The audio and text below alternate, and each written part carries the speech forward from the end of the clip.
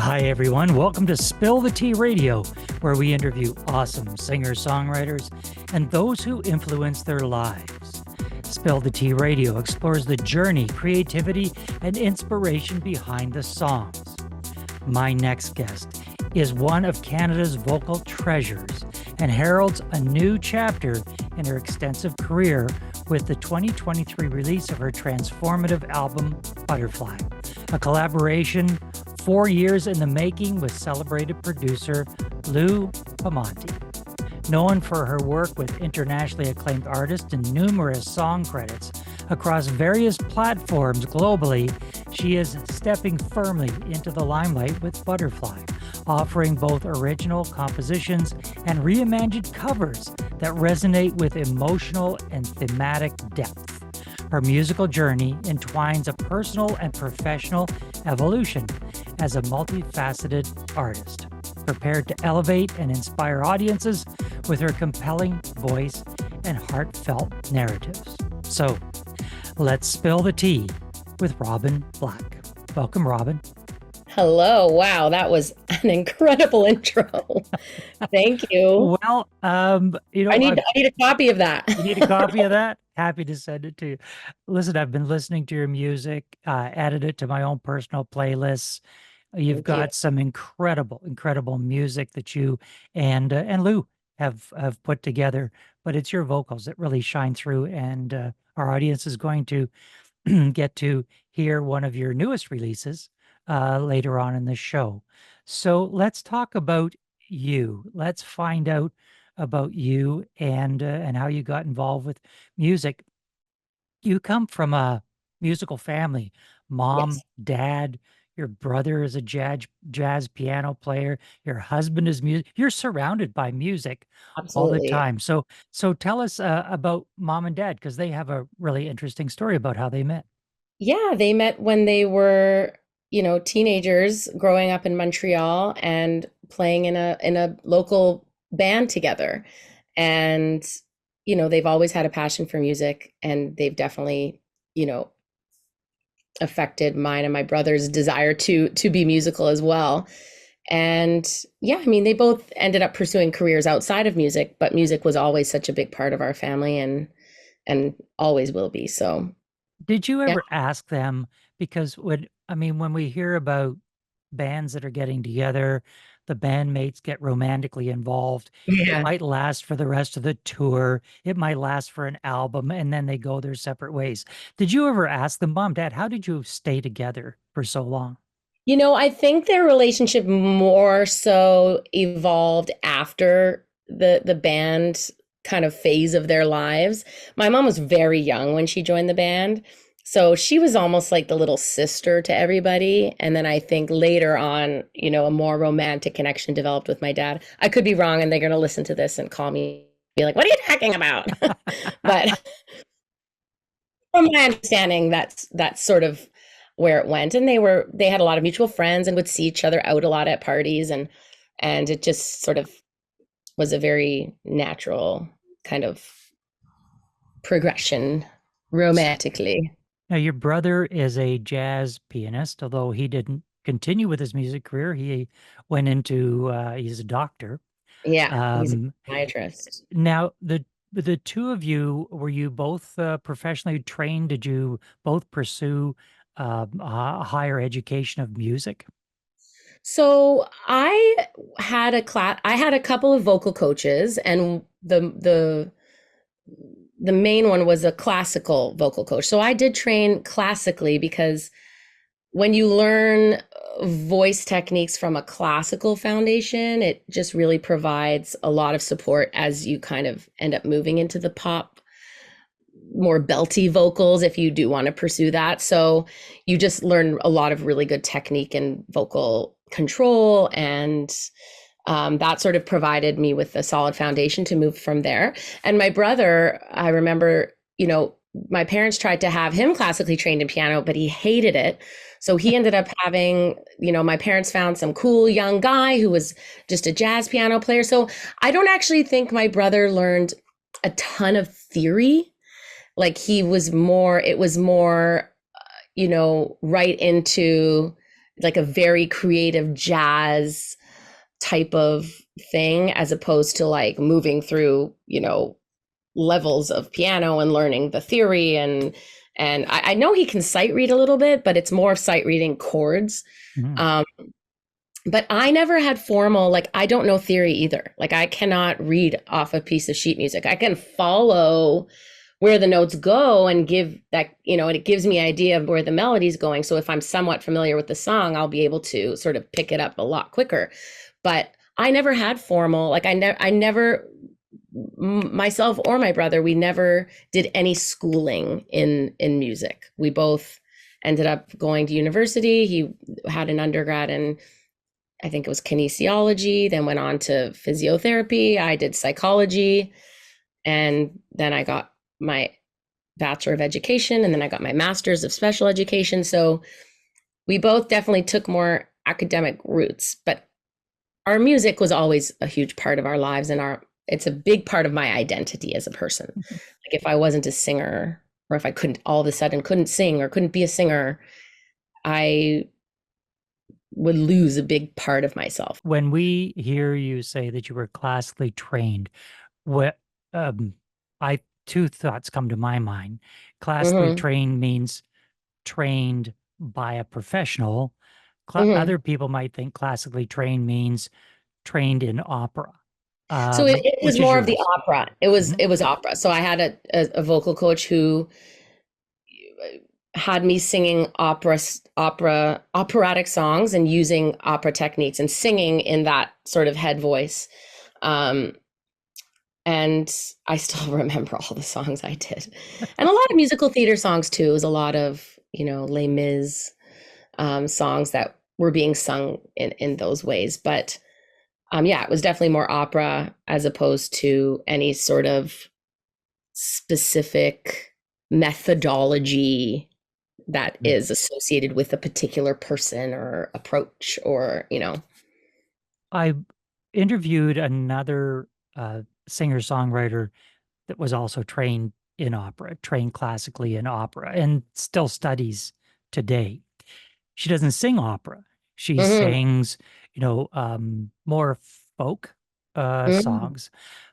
But when she sings, you can hear it. Like you can hear that operatic tone that's Yeah. flowing through her music. Not all the time, but every now and Mhm. then it hits, and you say, "Whoa, that's an opera voice." Yeah. I asked her, when that happens, is it conscious or is it subconscious? I'm going to ask you the same question Yeah. because when people hear this song today, they're going to hear those moments where you belt a note, but it's so controlled that you know that you've had professional training along the way. Is it conscious or unconscious? I think it's unconscious, but at one point it was very conscious, because when you're moving from singing from a more operatic place and you're doing a lot of musical theater, which involves a lot of that operatic technique, but also a lot of over enunciation, over emoting, trying to move from that into pop, it does take a little bit of a conscious effort to stop doing some of those habits that make it sound really kind of, producers always say it sounds too Broadway, it sounds too musical theater. So, it took a conscious effort to stop over articulating, over enunciating, and sort of, develop my pop sound and my pop R&B soul sound. But at some point it was just, that was the way I sing now, especially with Lou. That is my true voice. That is my true self as a singer, as an artist. So it did get to a point where it was just natural. Like, it just Mhm. became me. But I do get hired, like, because of my ability, I think because of my training. When I get hired for session work, I'm able to adapt to very different sounds and styles. And, I've done a lot of demos for producers who are writing for Disney and Nickelodeon. And, I'm able to put on that style when it's required of me.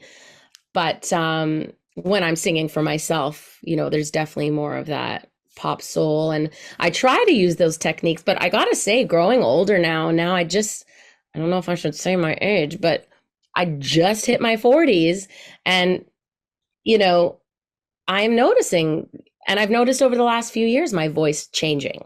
Well, let's get into one of the songs that Robyn wrote.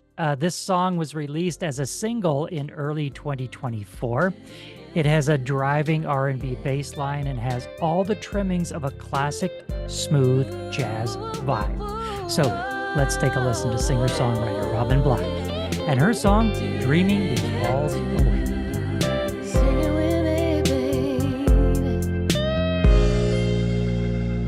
Every time that I walk through the door, I get so excited. Get to think of a beautiful world, me and you inside it. See a painting with colors galore, somewhere that I can be so much more, babe. Oh yeah. Close my eyes, lay in bed late at night, yeah, I paint a picture. Take myself on a fantasy ride where the clouds roll thin. Float away to my own special place. Ain't nobody can get in my way. Oh, maybe someday I'll be where I wanna be. Somewhere I'll stay and live the life that's meant for me. But for now I pray, get lost in the days, dreaming these walls away. Dreaming these walls away. Yeah. There's so much in this life I can do, all the possibilities. Can't erase all the things I've been through, but I'll rewrite my story. All the places I see in my mind, I can go anywhere, anytime. Oh, maybe someday I'll be where I wanna be. Somewhere I'll stay and live the life that's meant for me. But for now I pray, get lost in the days, dreaming these walls away. Dreaming these walls away. Yeah, yeah, yeah, yeah. Oh, yeah. Oh, I can't imagine what the future might hold, but there's gotta be more for me, baby, than what's inside these four walls. I need more than this life could ever give me. So for now I'll stay, get lost in the days, and dreaming these walls away. Dreaming these walls, dreaming these walls. Oh, baby. Dreaming these walls away.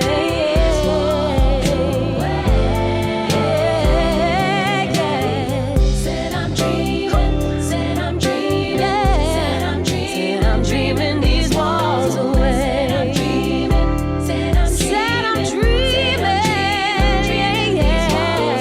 said I'm dreaming, I'm dreaming, I'm dreaming, I'm dreaming these walls away.